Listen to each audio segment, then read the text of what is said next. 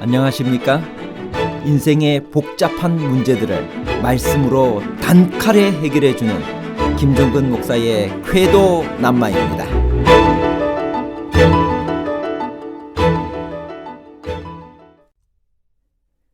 땅에 있는 자를 아비라 하지 말라는 성경 말씀은 육신의 아버지를 아버지라 부르지 말라는 말씀인가요? 아니면 하나님 아버지를 의식하라는 뜻인가요? 오직 하나님만 우리의 아버지이신가요? 육신의 아버지와 하늘 아버지에 관한 복잡한 문제를 하나님 말씀의 가르침으로 명쾌하게 해결해 드리겠습니다. 랍비라 칭함을 받지 말며 땅에 있는 자를 아비라 하지 말라고 했습니다. 이것이 우리 육신의 아버지를 부정하라는 말씀인가요? 마태복음 23장 5절에서 7절입니다. 그들의 모든 행위를 사람에게 보이고자 하나니 곧 그 경문띠를 넓게 하며 옷수를 길게 하고 잔치의 윗자리와 회당의 높은 자리와 시장에서 문안받는 것과 사람에게 랍비라 칭함을 받는 것을 좋아하느니라. 마태복음 23장 9절. 땅에 있는 자를 아버지라 하지 말라. 너희의 아버지는 한 분이시니 곧 하늘에 계신 이시니라. 땅에 있는 자를 아비라 하지 말라 하셨습니다. 이 말씀은 육신의 아버지를 아비라 부르지 말라는 말이 아닙니다. 그렇다면 이 말씀은 이 세상의 많은 가정관계를 깨는 무서운 말씀이 되었을 것입니다.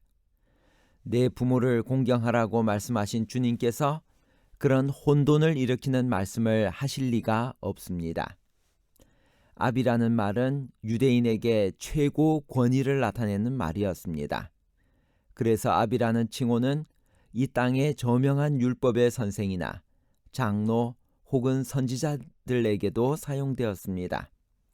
그들은 지극한 권위를 인정받고 싶어 아비라 불리는 것을 기뻐하였고 사람들은 아비라고 부르면서 아첨했습니다. 그러나 육신의 아버지 외에 우리의 아비라고 불릴 수 있는 사람은 이 세상에 없으며 오직 하늘 아버지만이 그렇게 불릴 수 있다는 것이 이 말씀의 주제입니다. 그러므로 성경은 우리가 육신의 아버지 외에 아비라고 부를 수 있는 최고의 권위를 가진 분은 하늘에 계신 하나님 아버지밖에 없다고 말씀하십니다. 땅에 있는 어떤 권위도 아비라고 불릴 자격이 없습니다. 오직 만물을 창조하신 하늘에 계신 하나님만이 진정한 의미에서 아버지라고 불릴 수 있다는 것입니다. 하나님만이 우리의 아버지가 되고 우리는 그에게 자녀가 되는 것입니다.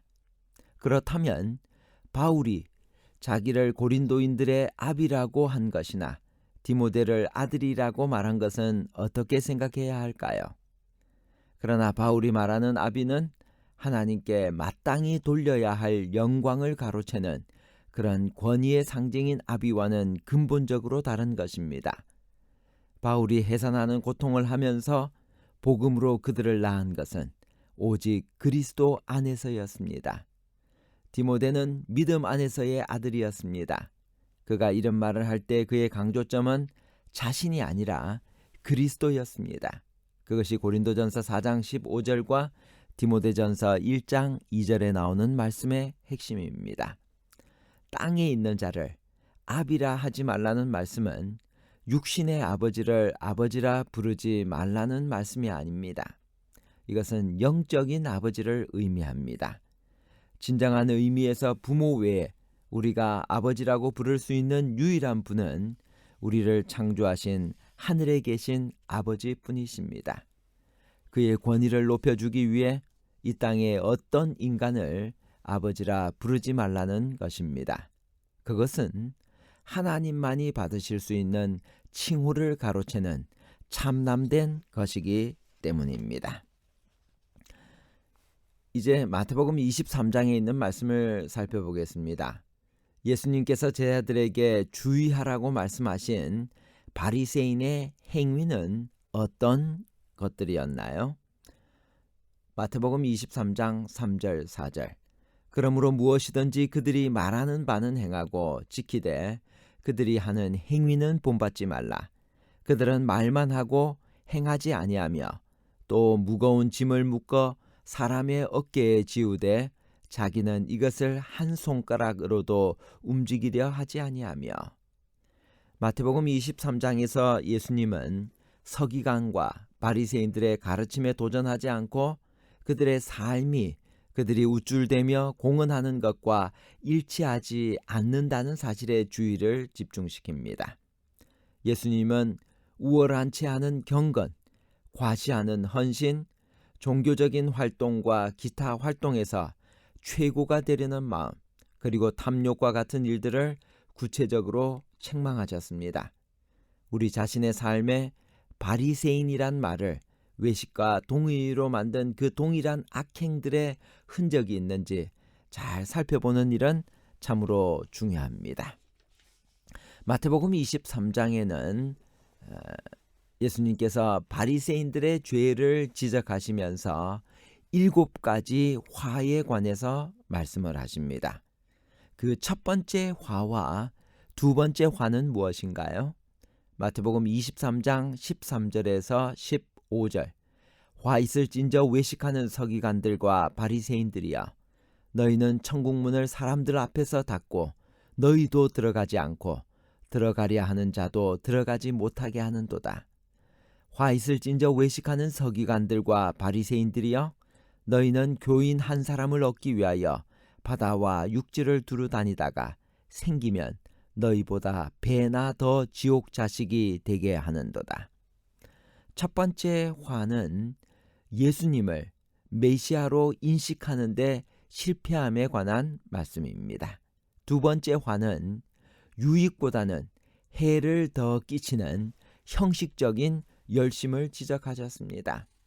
위선적인 삶의 방식으로 말미암아 자신들도 들어가지 못하게 한 것입니다. 세 번째 화는 무엇인가요? 마태복음 23장 16절에서 19절. 화 있을진저 눈먼 인도자여, 너희가 말하되 누구든지 성전으로 맹세하면 아무 일 없거니와 성전에 금으로 맹세하면 지킬지라 하는도다. 어리석은 맹인들이여, 어느 것이 크냐? 그 금이냐? 그 금을 거룩하게 하는 성전이냐? 너희가 또 이르되 누구든지 제단으로 맹세하면 아무 일 없거니와 그 위에 있는 예물로 맹세하면 지킬지라 하는도다. 맹인들이여, 어느 것이 크냐? 그 예물이냐? 그 예물을 거룩하게 하는 제단이냐? 세 번째 화의 내용은 성경을 그릇되게 적용하여 사용함에 관한 것입니다. 네 번째 화는 소소한 것에 집착하면서 오히려 더 중요한 것들을 버리는 잘못에 관해서 말씀하십니다. 우리 현실에서 봉사활동은 열심히 하면서 부모에게 불효하는 것은 어떨까요? 마태복음 23장 23절. 화 있을진저 외식하는 서기관과 바리새인들이여, 너희가 박하와 회향과 근체의 11조는 들이되 율법에 더 중한 바 정의와 긍휼과 믿음은 버렸도다. 그러나 이것도 행하고 저것도 버리지 말아야 할지니라. 맹인된 인도자여, 하루살이는 걸러내고 낙타는 삼키는도다. 네 번째 화의 내용을 요약하면 성경의 근본적인 의도를 애당초 파악하지 못함에 관한 것입니다. 다섯 번째 화와 여섯 번째 화는 무엇인가요? 마태복음 23장 25절에서 28절. 화 있을진저 외식하는 서기관과 바리새인들이여, 잔과 대접의 겉은 깨끗이 하되 그 안에는 탐욕과 방탕으로 가득하게 하는도다. 눈먼 바리새인이여, 너는 먼저 안을 깨끗이 하라. 그리하면 겉도 깨끗하리라. 다섯 번째 화의 내용은 성경을 그릇되게 적용하여 사용함입니다. 여섯 번째 화의 내용은 유익보다는 해를 더 끼치는 형식적인 열심입니다. 일곱 번째 화의 내용은 선지자들을 인식하지 못한 자들의 자손에 관한 것입니다. 결론입니다. 첫 번째, 땅에 있는 자를 아비라 하지 말라는 성경 말씀은 육신의 아버지를 아버지라 부르지 말라는 말씀이 아니라 하나님 아버지를 의식하라는 뜻입니다. 두 번째, 진정한 의미에서 부모 외에 우리가 아버지라고 부를 수 있는 유일한 분은 우리를 창조하신 하늘에 계신 아버지뿐이십니다. 셋째, 하나님의 권위를 높이기 위해 이 땅에 어떤 인간을 아버지라 부르지 말라는 것입니다. 그것은 하나님만이 받으실 수 있는 칭호를 가로채는 참남된 것이기 때문입니다. 감사합니다.